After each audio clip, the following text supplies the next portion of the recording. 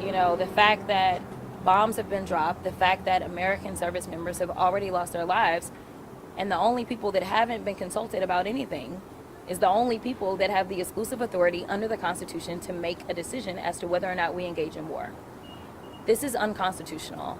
And so what we've got to do in this moment is we've got to go back and we need to put a war powers resolution on the floor, and we need to get the briefings that we are entitled to so that we can make the decision. But as of right now, we need to make sure that we get our service members out of harm's way, and we need to understand the current threat level that exists right now in this country as it relates to these unlawful actions that have already taken place, and understand the risk that exists right now to our constituents. You know, we don't know exactly what happened in Austin, but people are trying to determine whether or not Austin had anything to do with what took place in Iran.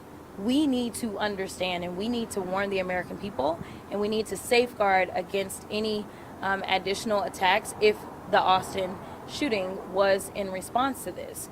So we need to get back to DC. Instead of going back to DC, though, the speaker canceled votes. I was supposed to be there today. And I said, even if it meant that on election day, I needed to leave this state, I am the one that signed up to be a member of Congress.